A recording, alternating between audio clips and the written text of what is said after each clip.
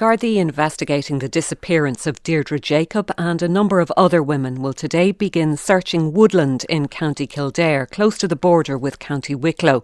Detectives say the development follows the receipt of credible information and a review of evidence. Between 1993 and 1998, at least 6 women went missing in the Leinster area. Deirdre Jacob, Annie McCarrick, Jojo Dullard, Ciara Breen, Fiona Pender and Fiona Sinnott. Alan Bailey is a retired detective sergeant and former national coordinator for Operation Trace, which investigated those disappearances, and he joins us now on the line. Good morning. Good morning, Rachel. As you understand it, what has prompted this search? Why is it happening now? Well, first of all, I would describe it as a very significant development, and I believe it's based on evidence that's just recently been obtained, very credible evidence, and it has led to this. This is a huge undertaking, and it will go on for a number of weeks. So, in investigative terms, it is a very significant development. Now, you're particularly familiar with the case of Deirdre Jacob, the young woman who went missing back in 1998. Will you remind us what's known about the circumstances of her disappearance? Well, Deirdre's disappearance, Rachel, was most unusual. She was standing at the front gate and just about to enter her own front garden at a place called Rosscarbery in Newbridge, and just disappeared. And to this day, there'll be no trace ever of her. She was seen stand at the gate and wave to a number of neighbours and friends who passed by on the road, a busy road leading into Newbridge town, and no trace ever found since of her.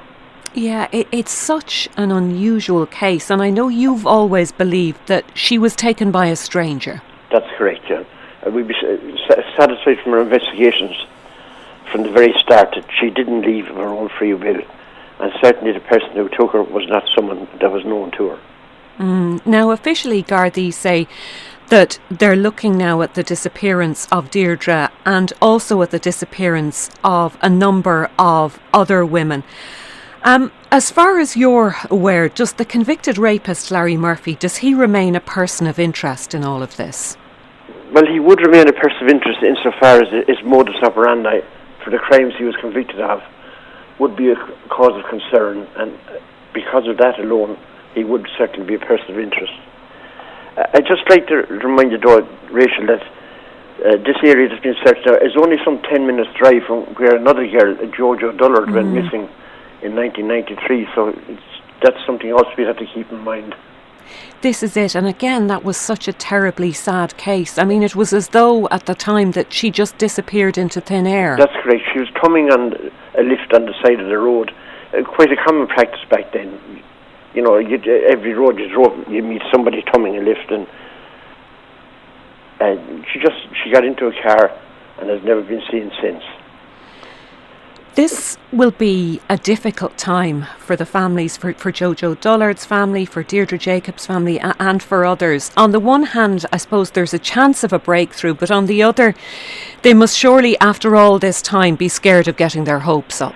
Yeah, I know, Rachel, that for the families, and I got to know the families over 13 years on Operation Trace, this is a very difficult time. They have had a lot of false dawns, and hopefully this search now will bring some closure to at least one family, and it will at the same time provide vital evidence that will assist in solving the murder of their loved one. Mm-hmm. When we talk about these cases, I'm always conscious as well that there are other people out there who may even be listening this morning and who may know something about what happened in these cases. And that's a very important point, Rachel. There are those people out there not involved in the crime itself, but maybe people that someone has confided in or is aware of something that happened, and they have evidence that would be very important and would be vital to solving these cases. After all this time, how hopeful would you be that somebody else might come forward? Well, having served in the Garda cold case unit for a number of years, I'm aware that the conscience is a funny thing, Rachel. It does trouble people, and that the passage of time doesn't change that. And it's never too late. It's never ever too late. And I mean, this evidence has only recently been received, but it's as significant now as if it was received back when the disappearance occurred. Mm-hmm.